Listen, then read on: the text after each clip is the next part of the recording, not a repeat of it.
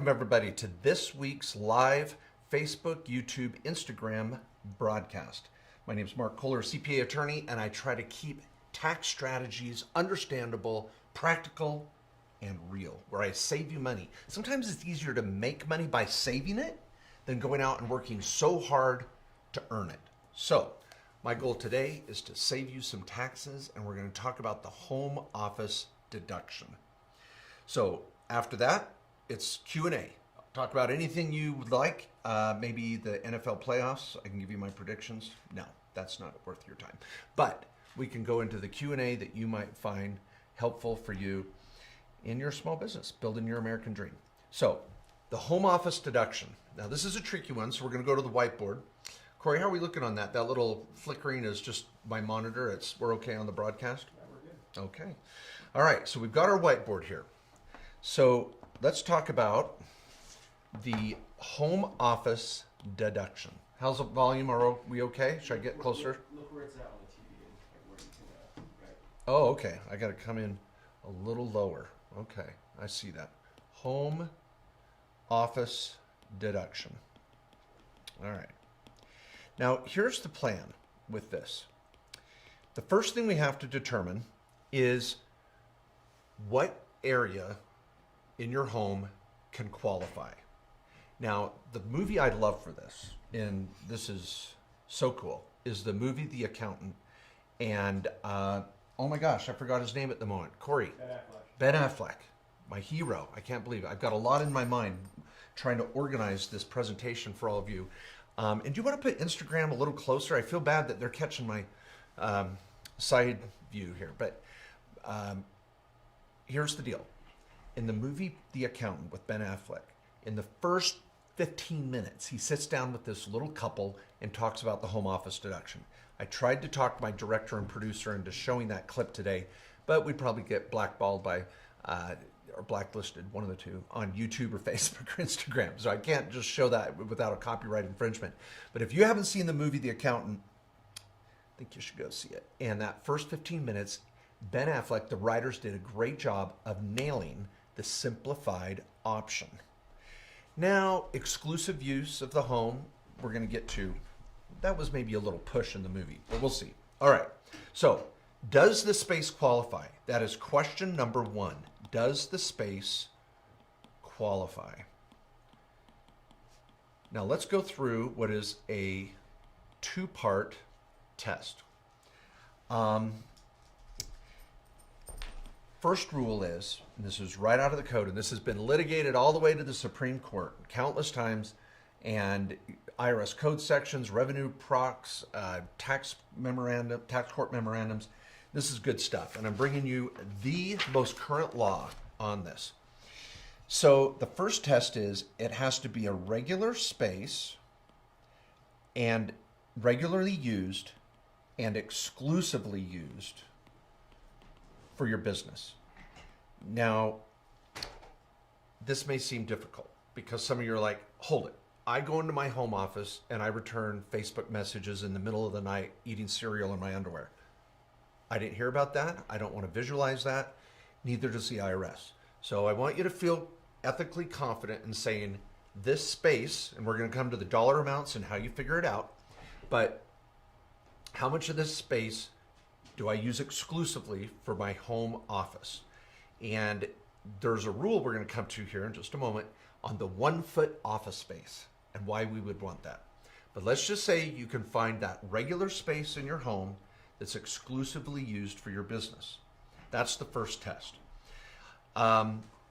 Garages can be used for storing things inside the walls of your home, or you could have a storage shed that you use for equipment, supplies for your business. When I was going through college, I had a janitorial business, and I had this separate space that we put all of our tools and supplies to go out and clean buildings and restaurants. Now, let's think about this. Let's step back for a minute too. With the COVID pandemic, do you know before COVID, about 3% of America's workforce worked from home for either their own business or for companies. Now that estimate is over 40%. Now, once all the pandemic concerns settle down, the vaccine is out, how much is that workforce is going to go back to the corporate office? I don't know. I think we're going to see a pretty good number of people staying at home and giving up on the Main Street office space that they may not need. So this is an important topic. And all of you that have a side hustle or a side gig or even drive for Uber, I want you to have a home office. Okay, very, very important. So let me get the second rule out there and then we'll beat this up. The second rule that you have to meet, you got to do both, is it's your principal place of business. Now, for some of you that might be driving Uber, you'd be like, well, I don't have an office space downtown, so that's easy. Check. That's my principal place of business. I get on my computer, I do my bookkeeping, I plan my day out for my business in this exclusive area for your small business. But what about those of you that do have an office? Maybe you're a realtor and you share office space at the brokerage. Or maybe you're a dentist or a doctor or an engineer, a plumber, electrician, a consultant. And there's an office space that you can go to during the day, but you also have the home office. Now, this is where court cases in the past the IRS would win in these court cases because the principal place of business was the Main Street office, and so they said, you can't have a home office.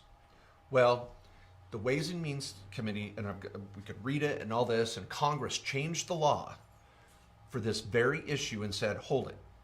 If you are going home to do administrative duties, administrative office duties, and I've got an article on this and it's more in depth, but bookkeeping, phone calls, scheduling, emails, something like that, you're able to go home and do those and call your home office the administrative office. Now, one of the key rules is that these are tasks you don't do at the other office. So let's say you meet your clients, customers, patients, whoever at your principal place, maybe down on Main Street, but you come home to return emails and da-da-da-da-da. That is your administrative office. You now check off number 2, or B in this example, of the 2 tests to show that your office qualifies. Now, on this exclusive thing, I don't want you to stress out too much about this and make an important point, 2 of them. Some of you are like, Mark, it's not worth taking the home office deduction. It's a red flag. Bullcrap. I want all my clients taking the home office deduction. So don't stress out going, it's not worth it, because there's an additional side benefit many of you may not realize. Once you have a home office, wherever you go for your business is now not commuting. That's a business errand you're running from your home office. For example, let's say you're a realtor and you go to the office every day and you've never taken a home office. So when you go to the brokerage office, that's a commute. You can't write that off because you're going from your personal home to the office down on Main Street.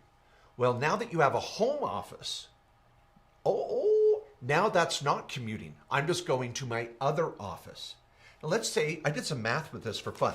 Let's say in that little example, your home office to the Main Street office is 15 miles. So 15 miles to get there.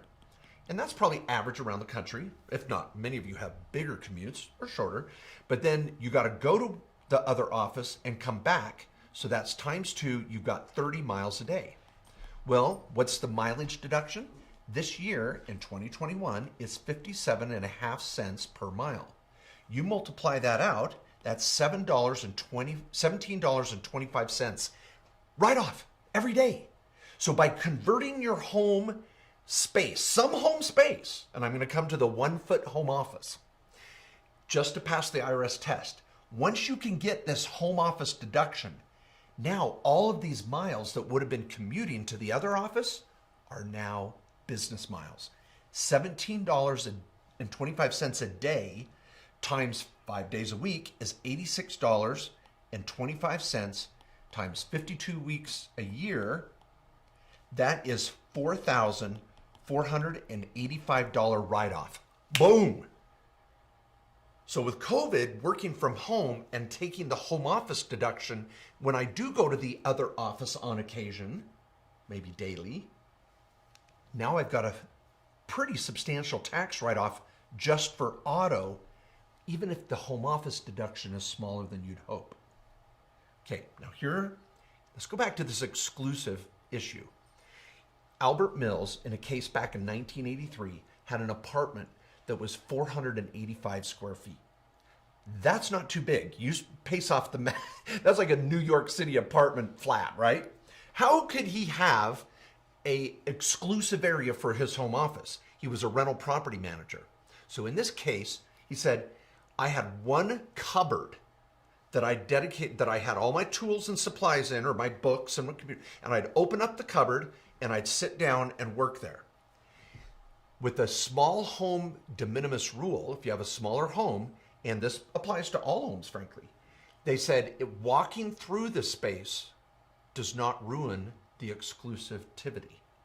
But if you say this is my office space and you go in there and do personal things like return Facebook or whatever, and Facebook and social media to me is business, but for some reason you're in that space and it's obviously personal, like the kitchen table. That's not going to work for the exclusivity test. But walking through the area is okay. So what Albert Mills did, and this is a recommendation that many accountants will use, is they'll say create a cupboard that you can close and it holds all of your business material. It's exclusively used for your business. It may be 3 feet, but you now have a home office. Walking past it is okay. Now, if you open up the cupboard and sit down and work, well, where you're sitting down doesn't count because that's a walking area and it's not exclusively used for your business. So that rule actually opens the door to having the home office so I can backdoor in the auto deduction.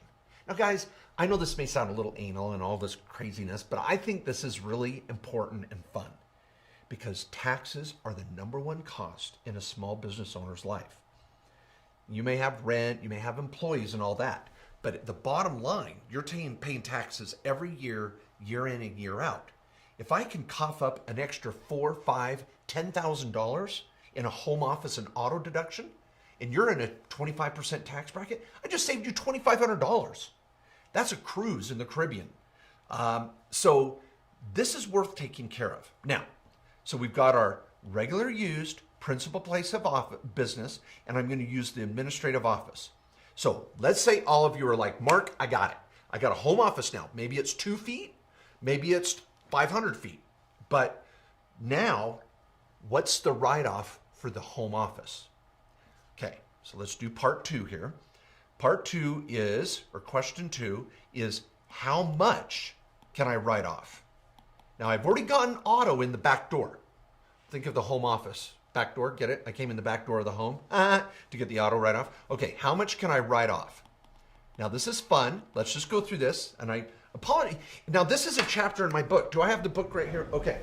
Now, for those of you here today, I'm going to give away probably 2 or 3 books today. Can we do that? So what happens if you guys share this message, share this broadcast out on social media, I will randomly choose 2 to 3 winners. And is there any way to announce it during this broadcast? Can we figure that out? Okay, but we'll try. But I want to announce some winners today. Maybe we can randomly choose those based on shares. And I'm going to give away the tax and legal playbook. I have 2 or 3 pages in here just dedicated to home office. Whole section on paying your kids. Why do I need an LLC? Why do I need an S Corp? Should I have a trust? How do I write off my auto? How do I, blah, blah, blah. All these freaking awesome strategies. And I make it so you actually want to read it. And it's an audiobook and Kindle. All right, now, how much can I write off? Now, this is important. There's 3 ways. For those of you that are an S Corp doesn't have a home. You're an employee of your S Corp, you have the home. So we're going to go through that in just a moment. The next way is the regular method, which has been around for 50 years. So the regular method, we're going to talk about that. And then the simplified method. Now, for those of you where I'm slowly losing you and you don't want to listen anymore, I'm going to start with the simplified method just so that's out there. And then you can go, boom, I'm going to go to the bathroom and make a sandwich and come back and listen to Mark do open Q&A. But the simplified method is this. You can write off up to $5 per foot of home office space up to $5 a foot up to 300 feet. So that's approximately a 15 by 20 foot space. My studio right here is probably just right here, my table to the wall in here is probably 15 by 20 feet. That's a home office of 300 square feet. So you get to take $1,500 as a maximum write-off. Done. That's it. There's no other calculations. I don't care what your rent is. I don't care what your utilities are. I don't care what the other square footage of the house is. As long as you can say again that 300 square feet is exclusively used for my business and I'm using it as an administrative office or it's my principal place of business.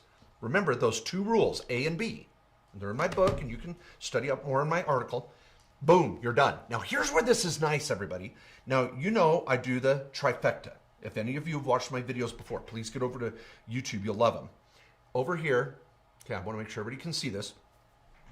We have our trust, and here's many of you have the side hustle. And this is your little sole proprietorship. So you might have a sole prop, and some of you may have converted to an LLC or graduated to an S Corp. So you can have the side hustle here, and then the full-time small business is when you start making 30 or 40 grand a year. We're going to get you over to the S Corp. Other videos on that. Now over here, we're going to have your IRAs, your Roth, your 401k, all these goodies. And then in this bucket is going to be your rental property.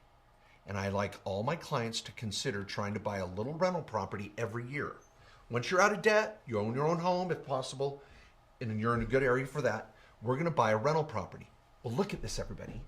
You can take the home office deduction in your rental property business. That's a side hustle.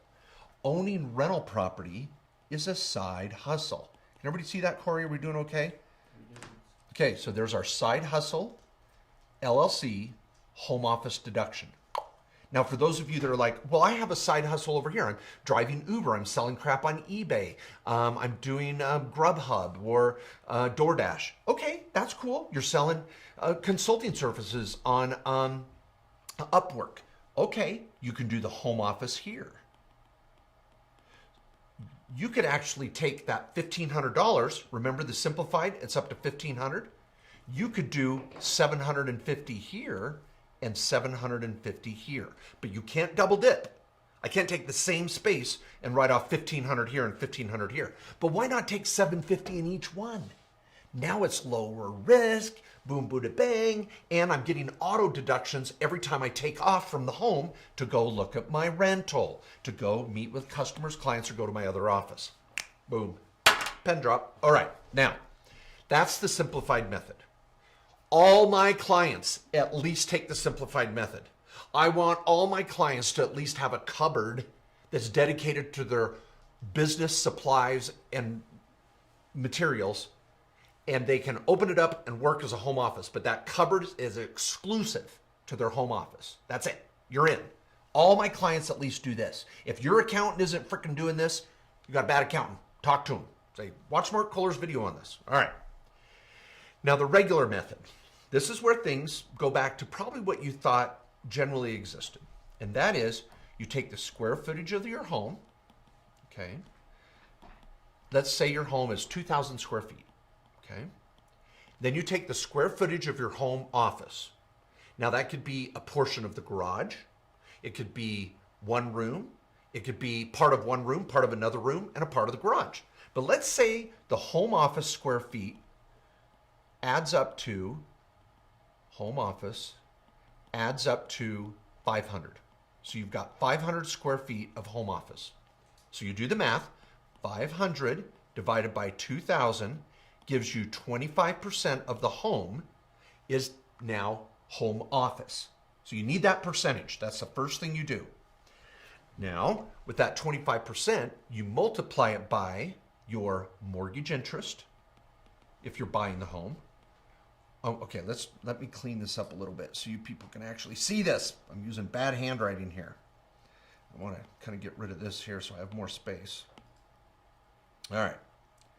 So let's say I go back and I take this home office and I multiply 25% times the mortgage interest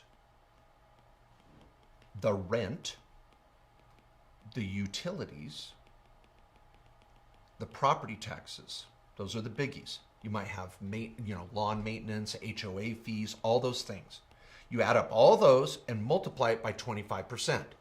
Plus, you get depreciation on a part of the home. Now, I know some of you are freaking out. Mark, when I sell the home, I got depreciation recapture and I've got a gain. I can get you out of those. We're going to come to that. But we're going to get depreciation and we're going to get the home office deduction, and this freaking rocks. Now, I've had clients in Orange County, California, they're writing off $1,000 or more a month in home office.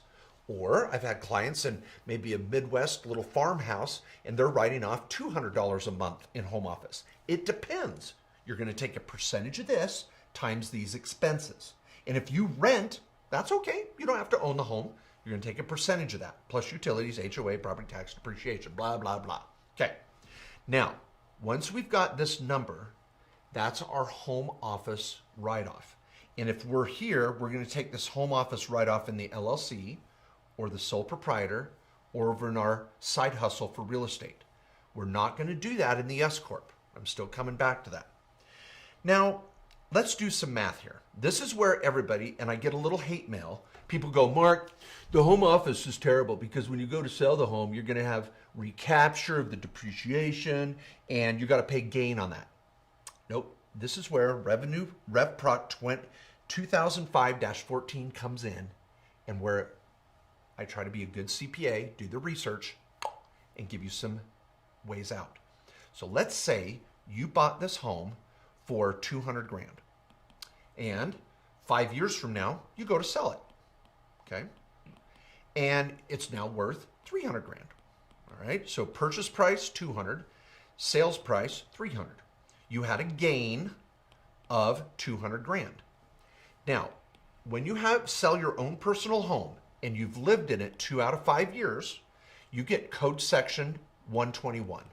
Code Section 121 says that if you're single, I can exclude $250,000 in gain. Boom! Pay no tax. If you're married, $500,000. Boom!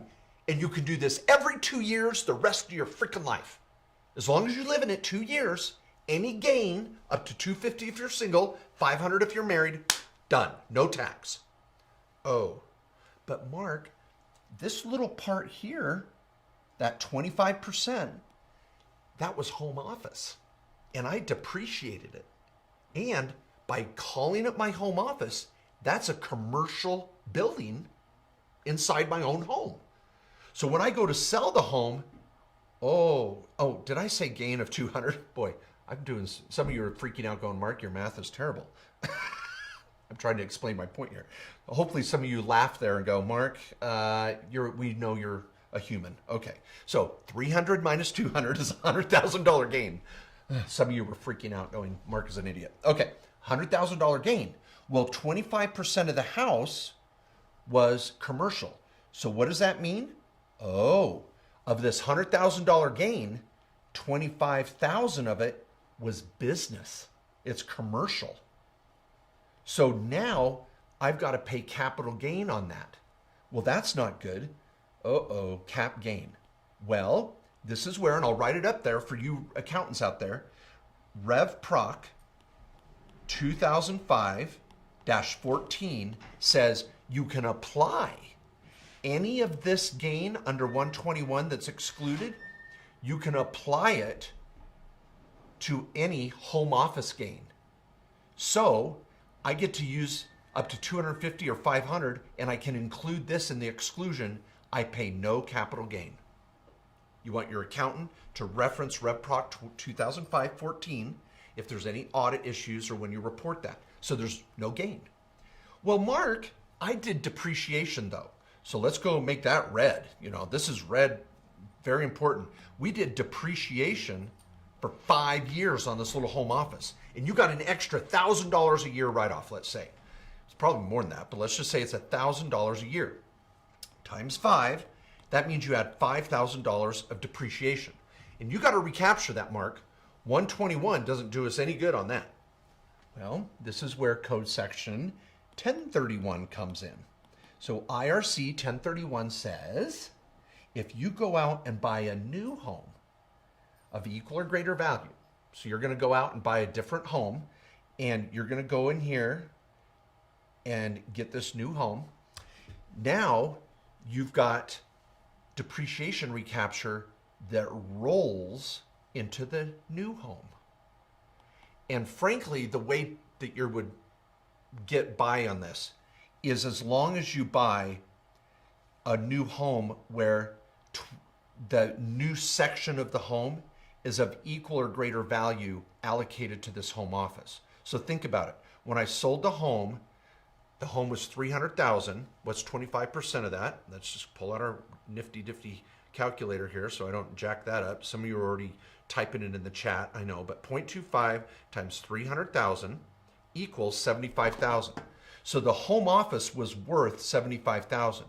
So if the new home office in the new house I go get is 75,000 or more, then I don't pay any tax on the depreciation recapture. That's code section 1031. So if we do it right, we've rarely had a client pay any tax on this deal. Now let me point out something. Some of you may go, Mark, this ain't worth it.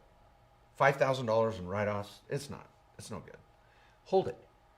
What if I told you the IRS would give you a $1,000 write-off every year, and you could use the tax savings any way you wanted, but in 5 years, you've got to give me the tax savings back? Well, hold it. So you're going to give me an interest-free loan from the IRS where I can use that tax savings any way I want for 5 years, and then I just have to give it back in 5 years? That's all. No penalties, no interest on the money. Sounds like a pretty good deal to me. That's depreciation recapture. It's not the end of the world, people. Take the freaking write-off. If the IRS is going to give you a write-off, take it. Give it back if you have to. Or you use your accountant that knows what the freak they're doing to get you out of it. So that's the get out of jail free card. Ooh, I don't want to say get out of jail, right? But there you go. Okay, now let's go over and now talk about, finally, the last piece of this is let's talk about the S Corp. Well, the S Corp, like I said before, can't have a home. Only an employee can have a home, a person. So what we do here, and there's all sorts of methods that are out there. You could rent the home to your S Corp. Don't like it. Now you have rental income. A C Corp has a different method, which I hate C Corps for small business owners. The best method, tried and true amongst the CPAs I really look up to around the country, is the home office reimbursement. And so what you do is you calculate what the home office expense would have been under Form 8829. Because when you go to do the regular method, you're going to fill out a form called 8829, and you're going to attach it to your tax return. But when you do the S Corp, there's no form like this, but it's good to fill out. Fill out the form and figure out what would my home office deduction be if I would have done the regular method. And then that's what the S Corp reimburses you. Now what's cool is, and let's go over here to our picture here, in your S Corp strategy, let's make this blue. What happens here is the S Corp comes down here and gives you a reimbursement. Let's say it's $400 a month. So you get $400 a month on the books, or you could have the S Corp really give you $400. I don't care. It could be a journal entry or it could be an actual $400 check. But you get $400 every month out of your S Corp, tax-free, because it's just a reimbursement for you letting the corporation use your home office. The S Corp gets a write-off of $400, and you get $400 tax-free. Pretty cool. Multiply this out, that's $4,800 a year of tax-free income generated by your small business. Okay, here's the catch. What do I have to do to qualify for the S Corp home office reimbursement? Well, you still have to prove that it's exclusively used as a home office, that area, and that it's your principal place of business, or you're using the administrative office exception. So you still always got to do, remember at the very top, we talked about these. You always got to meet those two. Exclusive, regular, principal place. And the administrative office is your way out of option 2, or issue 2. Okay, so we go back here. What do I have to do to make the S Corp thing work? It's very easy, and I wrote it down here for you. You got to meet those two tests. So I'm going to put the two normal tests that you got to do anyway. And you got to meet both of them. Okay. You have to do an expense report and turn it in to the corporation. And that's, if you're the owner, of course, you're going to do a report and put it in your corporate book and give it to your accountant. So you have to do an expense report at the end of the year and substantiate what those expenses would have really been. And this is where I like that Form 8829, because it's going to tell you kind of what that write-off should be. And here's the big one. You have to have an accountable plan. Now, guys, you're going to love this. What an accountable plan means is that in your minutes for your S Corp, whenever you have an S Corp, you've got bylaws, you've got a corporate book, you've got stock certificates, you've got minutes, and this is the same thing for you of you that have an LLC taxed as an S Corp. You've got all this crap. And if some of you have one sheet of paper from a LegalZoom, and LegalZoom's great, but if you just get one sheet of paper, you don't have a full corporation. You got to be doing your minutes every freaking year, or your corporation is not going to give you protection in an audit or a lawsuit. So in our company maintenance program that we do in our law firm, and we've been doing it for 10 plus years, is every year we give you the questions to go have your board meeting in Cancun or Hawaii or Detroit, Michigan, or on the mountains skiing in Denver. I don't care. You have your board meeting, and in the board meeting minutes, you include accountable plan language. And it says, I'm going to reimburse auto for my employee. I'm going to do home office. I'm going to do health care. And all these little things should be in your minutes. Our company maintenance plan includes all that. You don't even have to go buy it or set it up or worry about it. It's already in there. Our company maintenance plan is $150 a year. Now, you can do it anywhere you want. This is not an infomercial, but I'm just saying you got to do your minutes every year anyway. Will we include the accountable plan in your S Corp minutes? You turn in the report, done. You just substantiated the write-off.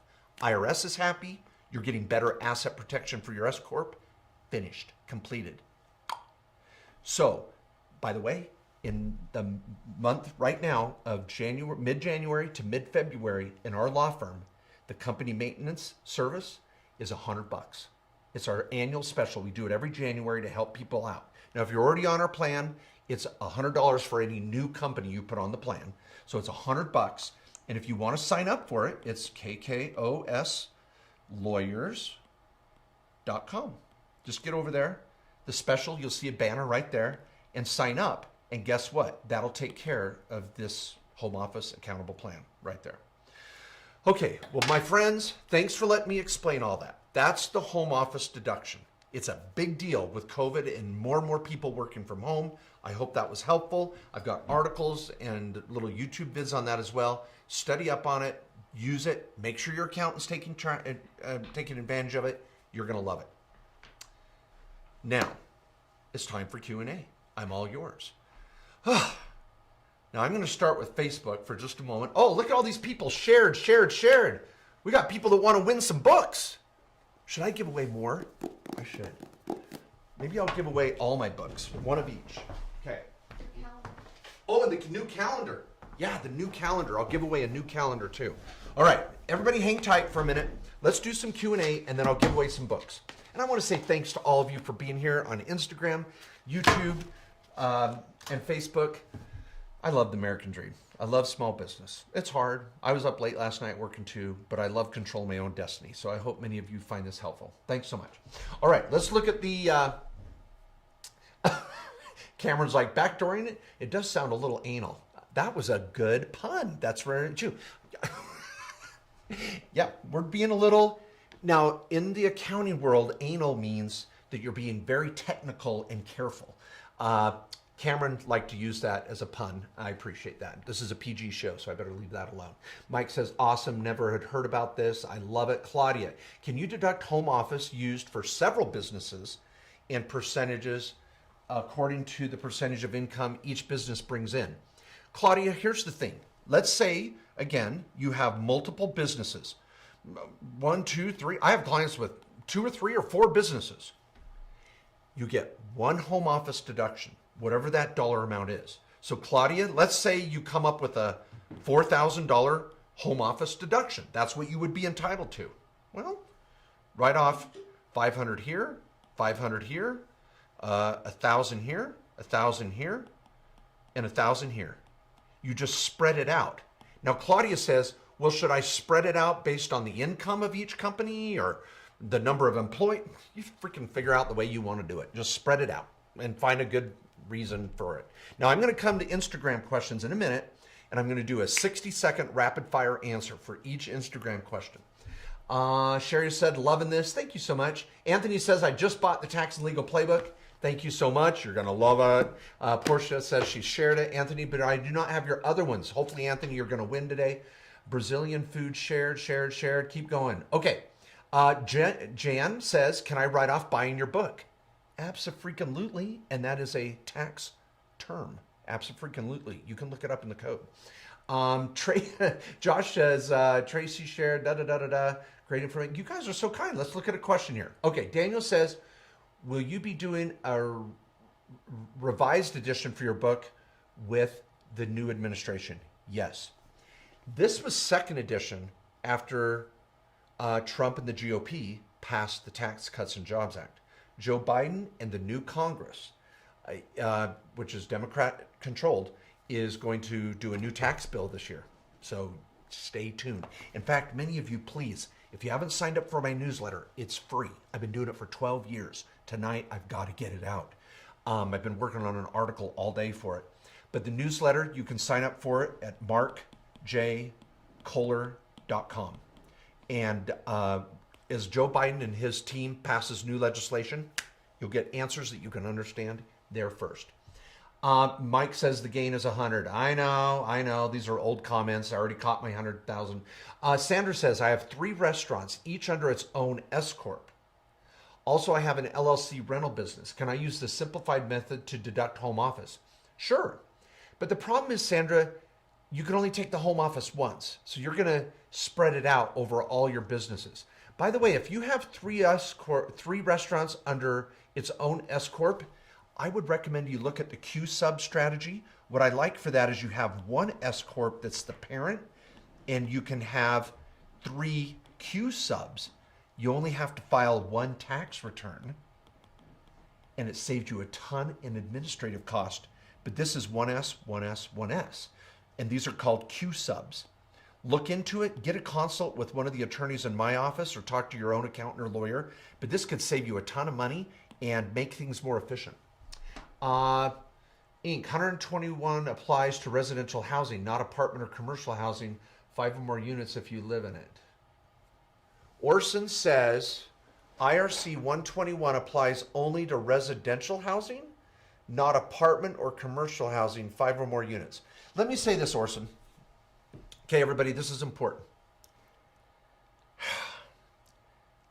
Let's say you have a 4-plex, okay? And you've got 4 doors. And you bought this 4-plex for 400 grand. That's your purchase price. And let's say it goes up in value to 600 grand. And now you're going to sell it. I don't care how many units it is. If you're the owner, and this is, you have to be the owner. You can't, I get it. You've got to think through this. You can't do a 121 on an apartment because you're just a tenant. But if you're the owner of this, and this is your home, but all the rest are rentals, and when you go to sell it, 25% of this will get the 121 exclusion. I don't care if this is 4 units or 40 units. Whatever your home is, if you're the owner, you can carve that out as 121. Everything else is going to be commercial or a rental, sale, capital gain, normal garbage. So that's my opinion. Hope that you're okay with that. Okay, I'm going to do 2 more questions, and we're coming to Instagram. Can I hire my husband who has a general contractor license to work on our home improvement? Yes, but Scott and Cicely, By hiring your husband to work on your home, you don't get a write-off when you pay someone to do home improvements on your own personal house because it's just personal, right? There's no write-off there. But what you did do is create income for your husband. Now, if the goal is to take that income and fund a 401k, I might go along with it. But if your husband already has income as a contractor and you're just paying him, all you're doing is creating more taxable income.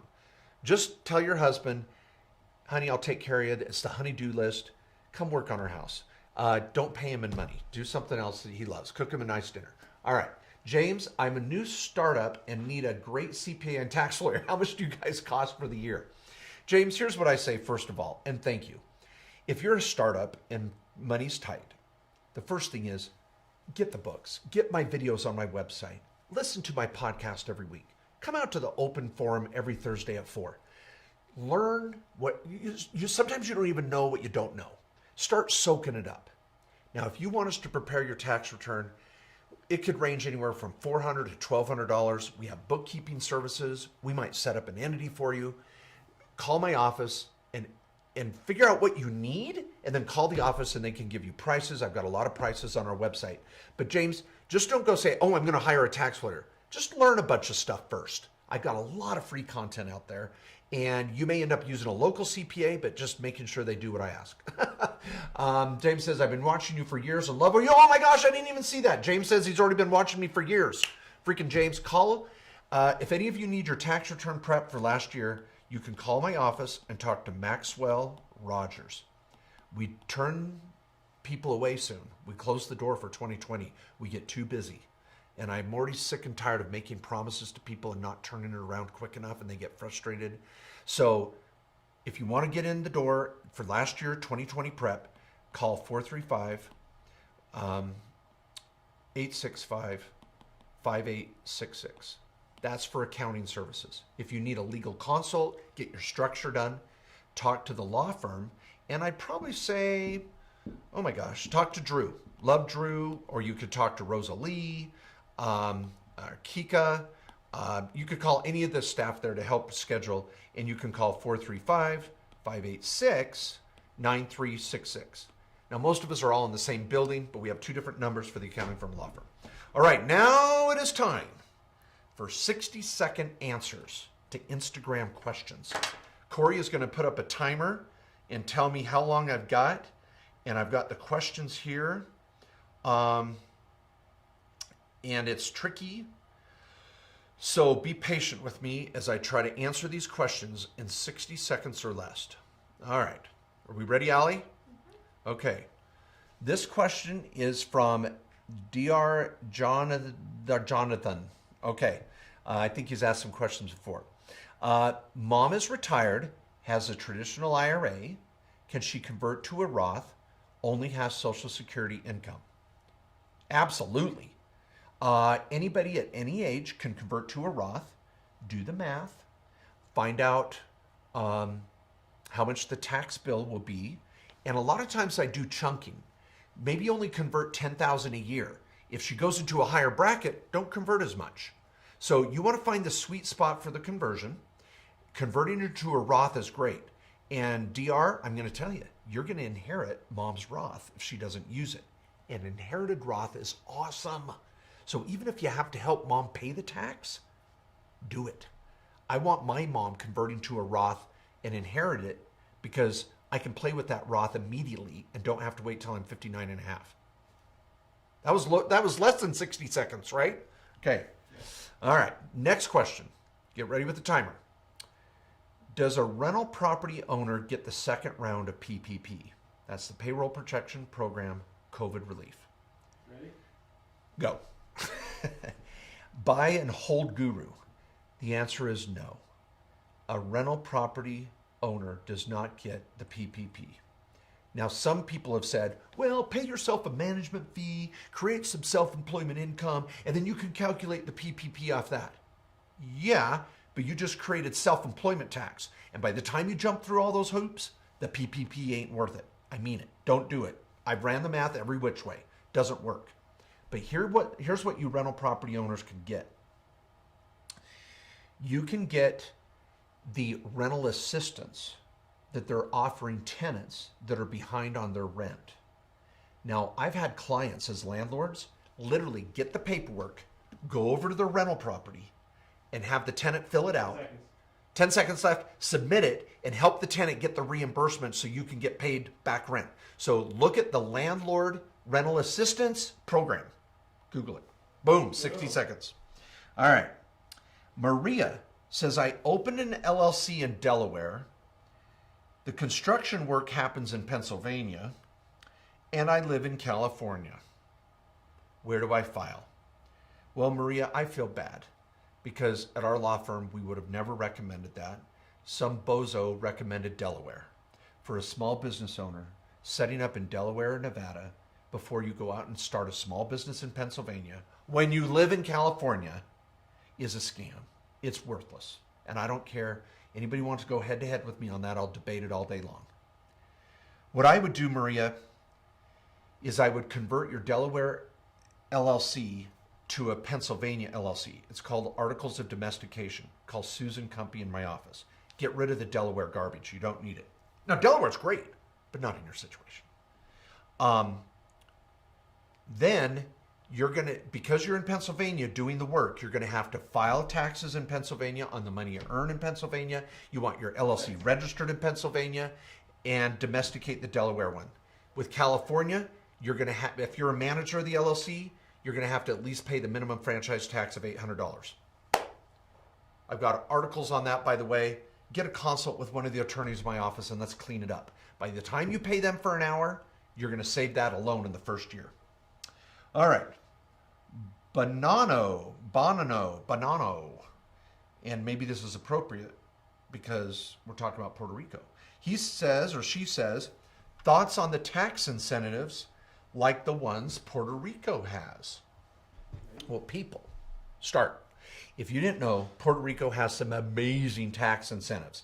You could pay your tax rates on everything you earn as low as 3 or 4%. Exemptions for property tax, sales tax, all sorts of goodies. These are called Proposition or Article 20 and 21. Sorry, it's Act 20 and 22. Act 20 and 22. Just Google Puerto Rico tax strategies. There's several companies that provide hand-holding and walk you through the rules and get you qualified. At our office, we do not do that. We have not got a Puerto Rico strategy that we're implementing for clients, but it's legit. It works. You ready, everybody, for the bad news? If you call it bad news, you got to move to Puerto Rico. You are not getting Puerto Rico tax benefits without moving your butt to Puerto Rico. Now, I was just there for Christmas. I loved it. Puerto Rico food, people, the climate is wonderful. But plan on moving to Puerto Rico if you want to save taxes in Puerto Rico. All right, there's our Instagram questions. Was that good, Allie? Boom. Okay. How much longer for some other questions? 10 minutes. I want to give away 10 minutes, but I want to give away 3 books now, and then I'll give away my calendar and another book after that. So, Corey, I need female and male names of those that shared, and you tell me who they are. First, what your CPAs are telling you, the book that'll be made into a movie. Literally, I already have a screenwriter that's working on that. Tyler Penrod. Tyler Penrod, you are the winner. Tyler, now you have to message. I'm going to tell you right now, I'm going to write it right here. Do you want them to go to your email or Corey's? My email's good. Allison at markjkohler.com. Now she's going to know your names. You people can't cheat and say, Allison, I won, and you really didn't. So the Tyler Penrod, was that it? Or Travis? Yes. Tyler. Okay, write those down for Allison. You're going to email Allison at Mark J. Kohler. Tyler, your mailing information, we'll get them taken care of. Next book, I'm going to give away a tax and legal playbook. I love this. It's wonderful. 38, 34, 36 game-changing tax strategies. Who's the winner? Mary Ann Jones. Mary Ann Jones. I have a feeling Corey's looking for a pen. Here you go, Corey. Mary Ann Jones. Tax and Legal Playbook. Email Allison at markjkohler.com to get your mailing information. Now, I'm going to save the $99 Tax and Legal workbook. That's amazing to build your business. 60 videos you can start watching immediately. Downloadable business plan. You can get it on Amazon right now. or my website. I'm going to save that for last. And I'm going to save the calendar for last. You're going to love this. I'm going to give away a financial freedom, the Business Owner's Guide to Financial Freedom. When you're making money in your business, this is the book to read. So this was a huge project because so many clients came to us and said, Mark, I'm saving taxes, I'm making money. What do I do next? The book, co-authored by Randy Lupke, a certified financial advisor, and more designations behind his name than I have. The winner, Corey. Rhonda Willock. Rhonda Willock, you are the winner. Woo! And I saw she shared the podcast. Thank you, Rhonda. So email allison@markjkohler.com. Now, for those of you that can stick around, just 10 more minutes, I will give away the calendar and the workbook. All right, Q&A. Don't use the pad for a second. Don't use the pad for a minute. Okay, I'm just going to have to answer questions without a whiteboard. Allie, can you scroll me some questions here? I don't see any. Oh, I've got one here that you printed out before. Candace said, sold a property and made $600,000 in profit to try and get rid of some of the capital gains since another home is not being purchased. Can an RV be a deduction to try and get that capital gains tax down? Yes, absolutely. RVs can be bonus depreciated and 100% written off in the year you put them into service as a rental unit. So if you want to get an RV and park it in an RV campground and rent it out nightly, weekly, whatever, or put it in a pool and rent it out, that RV is 100% write-off. What I'm worried about, Candace, is that your profit probably came last year in 2020, and if you didn't buy the RV last year or put it in service last year as a rental, you might be hosed for last year's taxes. So if you made the $600,000 in this year in 2021, I got 12 months to freaking plan. So let's figure it out.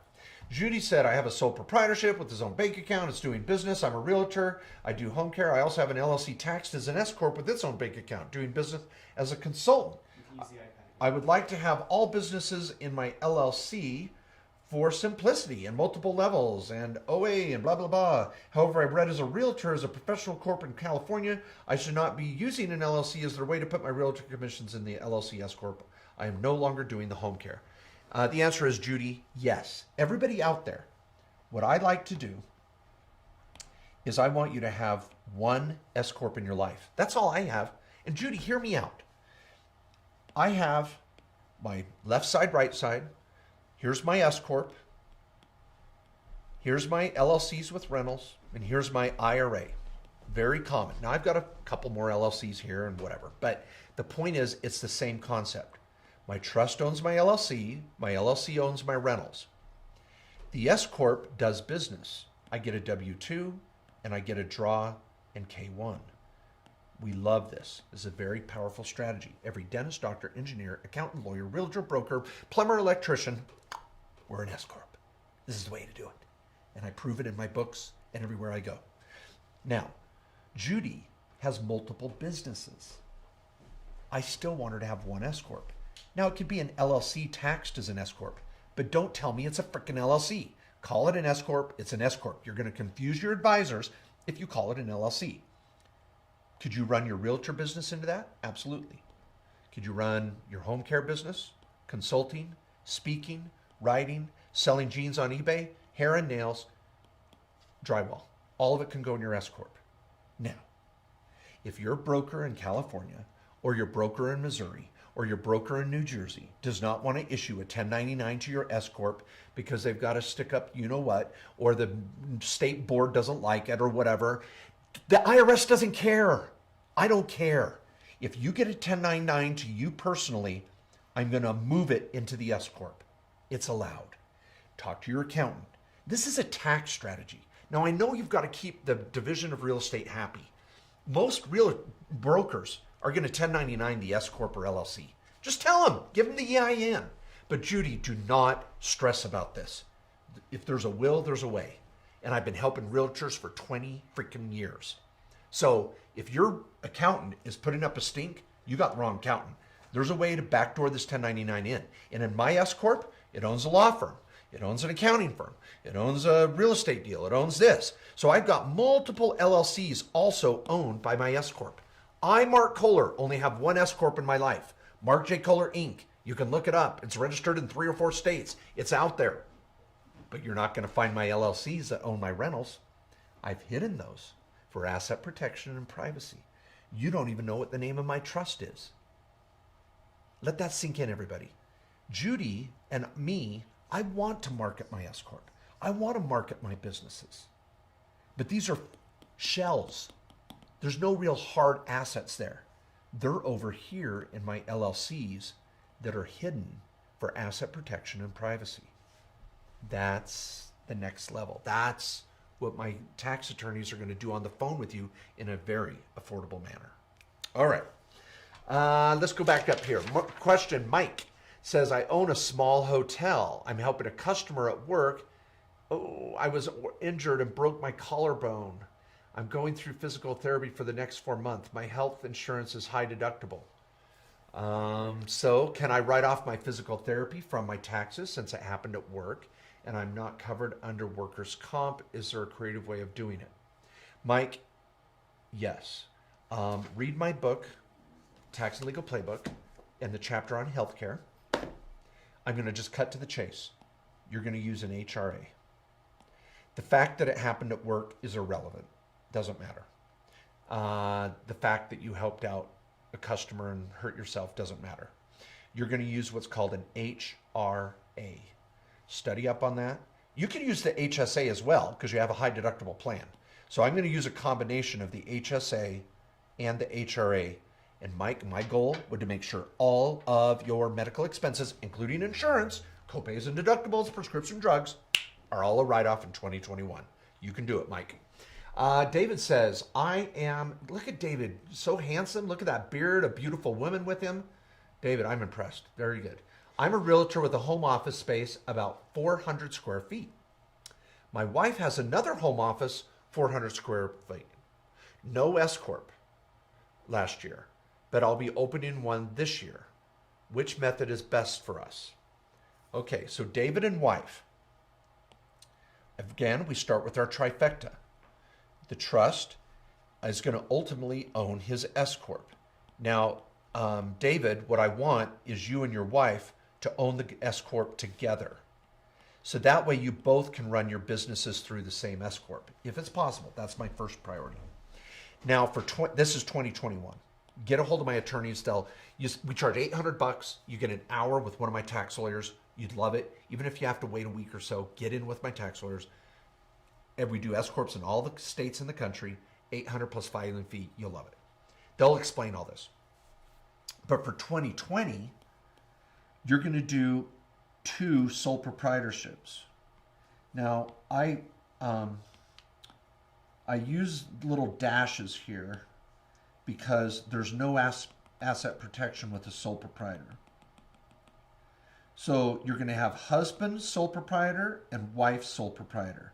Wife home office and husband home office.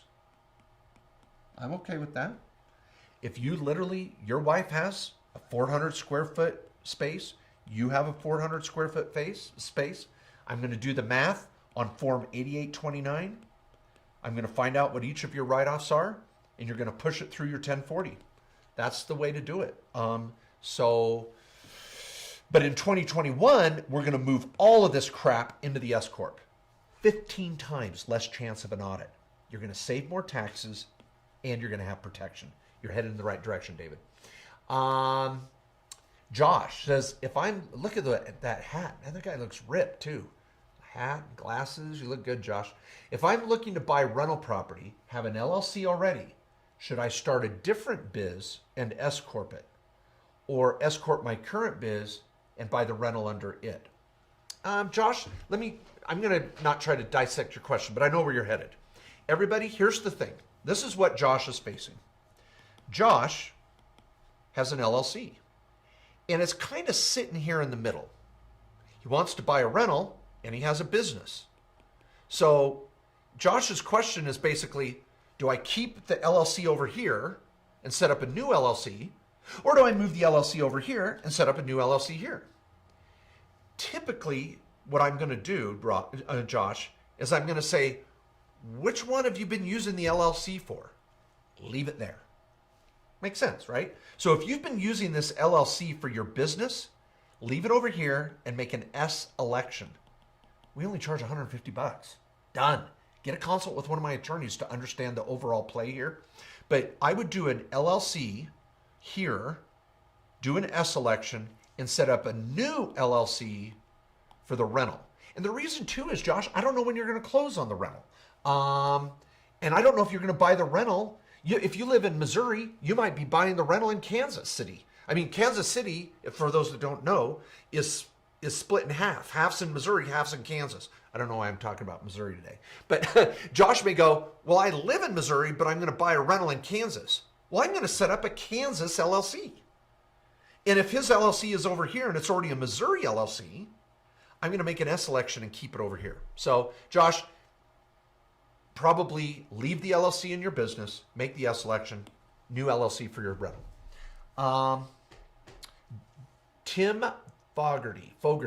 Tim, sorry if I mispronounced your name. Can you get a write-off for your time when acting as a consultant for a nonprofit? You are a president and make no income. First of all, thank you for serving in a nonprofit for no income. I've done that, served on the board of a number of nonprofits. By the way, beautiful couple, Tim and his wife there, it looks like, or whoever your significant other is. Pardon? Quite the mustache. Oh, quite the mustache. Very manly there. Okay. Tim, everybody, here's the deal. When you're serving on a nonprofit, you get to write off all your miles as if it was a charitable deduction. When I was a scoutmaster, I'd write off all my miles helping the scouts. If you serve for United Way or Red Cross or whatever, whenever you're driving, your auto mileage is a deduction. In my calendar, and this is why you're going to want the calendar. I only printed 500 of these. We're going to sell out in the next week and a half. I go through all the mileage deductions for medical and moving, charitable. Charitable deduction this year is 14 cents a mile. 14 cents for last year, Tim. So you're going to add up all the miles driving back and forth helping with this charity. If you spent any money helping the charity, I would probably write it off as a charitable deduction if the money directly was used for the charity. But I'll tell you the most audit-proof way to do it, and this is how Doctors Without Borders do it. Sometimes a doctor says, I'm going to go to Haiti and help with the hurricane. Well, if the doctor pays for the airfare and goes to Haiti and does a bunch of service, any supplies he taken is a write-off, but he can't write off his time. But the tragedy is the doctor paid for his plane ticket. He didn't give money to charity. He bought a plane ticket. That's typically not a write-off. The best thing, and this is what Doctors Without Borders do, is they say, hey, you're going to go to Haiti, coordinate with us. Give us $2,000, we'll buy your plane ticket. Now you get a write-off for $2,000. So you want to give your money to the charity and have them pay for any of your expenses. So Tim, you may have paid for a lot of stuff last year and didn't run it through the charity. Not good. Talk to your accountant, see how aggressive you want to be there. Mileage will be a write-off, but your time is not a write-off. Sorry. I'm going to go to, Mike's already had a question. I'm going to go to someone else. I apologize. Go to South Africa. Bulking. I really hope this is all applicable in my country or in South Africa. Bokang, first of all, thanks for viewing this from another country. We've had a lot of clients and customers from around the world buy rentals in the U.S. and do business in the U.S. even though they live in another country. Christy Parker is our attorney that helps all of our international clients. So if any of you want to meet with her, her rates are just the same as our other tax attorneys, and she does all of our international stuff. So Bokang, you may want to meet with Christy. Our main number, again, since you're out of the country, is 801-0010. The general concept of a lot of this, Bokang, is absolutely the same. Writing off expenses related to your business. 99% of the countries in the world operate under that same process. But the technical rules of IRS code sections for home office or auto mileage, those are going to be specific to your country. But again, owning a business, taking write-offs and taking the profit, same concept. And I want you maximizing that. All right, a couple more questions and then I'm going to give away 2 more books. Malcolm says, can you get, what a cute little family, little baby there. Malcolm says, can you give some advice on taking a board of directors meeting in March? I love it. Like to get away for a few days to truly focus on the business. Well, Malcolm, Allison, where are we going in March? Mexico. Mexico. Are we going to have a board meeting? Yes. Give me 5. Hey, you got to see my beautiful daughter. Come over here, Allison. This daughter of mine is on my board of directors. Okay, so here's Allison on the board of directors. And, okay, that's good. Bring our mascot. Bring up our mascot. Now, Allison is on my board of directors, and her husband, Jack, they will be going to Mexico with us. We are going to hold a valid board of directors meeting for multiple companies of mine. I don't know if we're going to bring our office mascot, that this is Winnie. Hey, Winnie, good girl. So Winnie comes around the office to help keep company morale at an all-time high. You can write off your dog as a medical expense. You could write off your dog as a watchdog for your business assets and equipment at the office, or possibly an office pet, or controlling rodents or security. Lots of good ideas. I got articles on writing off your pet. Anyway, so Malcolm, any of you out there with a small business, even if you don't have the LLC yet or the corporation, set up your board of advisors. In fact, in my videos here, in the 8 steps and in your calendar, I want you to write up your 10-year plan, and you're going to build your strategic plan for 2021. I got little videos on how to do this and how to build your board. If you want to write 10-year plan in YouTube, you'll find my video on building your 10-year plan. Share it with your board of directors. So Malcolm, I want to write off the airfare, hotel, dining for at least 2 days, 3 days to get down there, have your meeting, and come back. A business day is 4 hours or more of work. So I want you to have a meeting, take notes, talk about your plan for the year, and I've got videos on how to write off board of directors. Love it, do it. Oh, Malcolm, you're on it. I hope that helps. But I'm going to be in Mexico. Consider Pacifica Bonita. It's a great resort, all inclusive. All right. Oh my gosh, last question. Then I'm giving away books. Miranda H. If I only had $100 side gig income in 2019 fourth quarter. Oh no. The hardest question of the day. If I only had $100 side gig income in 2019 fourth quarter and started receiving only unemployment income in 2020 fourth quarter, do I meet the 30% reduction for an idle targeted grant?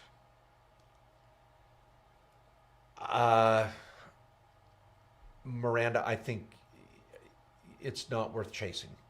With only $100 of side gig income, by the time you do the math on any PPP or idle grant or all this stuff, I think you're chasing your tail. It wouldn't be worth it. Now, if you had 10,000 or 100,000, add a couple zeros there, we'd be talking strategies. But also, unemployment doesn't help the cause. Unemployment means your business ended. See, you can't have a business and unemployment. Because if you have unemployment, that if you're making money in your business, you're generally not going to qualify for unemployment. Your business has to be dead, and then you can get, so that's a tricky issue. Plus, idle grant, I'm embarrassed here. I'm just going to say it. It's all about PPP and employment retention tax credit now. I thought the grant was gone. It's over. But I'm going to research that tonight now that you brought it up, Miranda. So, gosh, she asked the hardest question of the day, but I'm working on some COVID relief articles tonight. So, anyway, everybody, thank you for the kind words and the wows and the thank yous, and I shared it and everything. Please tune in to our podcast every week. It's called Main Street Business. Main Street Business Podcast. Matt Sorensen and I keep it funny and legit. We've had already 1 million downloads. You can get to it on Stitcher, iTunes, and Spotify. On YouTube, just type in Main Street Business Podcast. You'll find us. And I'll be here next Thursday doing this. All right, let's give away the calendar. So, and I want to stay gender fair here. So I want a female and a male. I don't care which one, but I want a male and a female. First, the winner of the calendar. We're going to mail out new calendars tomorrow. You can buy them on my website, markjkohler.com. I've got tables in here, all the deadlines for the year, little video messages for each month, calendars and tables, and oh, you're going to love it. Corey, who's the winner? That would be Yorley Slack. Yorley Slack wins the calendar. Yorley Slack. Look at that coloring in your hair. It looks beautiful. Yorley Slack wins the calendar. You've got to email Allison at markjkohler.com. This is where you send your information. If you don't email Allison, you don't get the book. And our winner grand prize of the $99 8 steps to start or grow your business. Ken Law the second. Ken Lowe the second, or Ken Law. Ken Lowe the second. Love workbooks, he even said. I don't know if that got you some extra love. We do a random little thing over here on an app that Corey finds our winner. So make sure you email Allison at Mark J. Kohler. Everybody, I'll be here next week, Thursday. I'll give away some books again. Please pick them up. They're a tax write-off.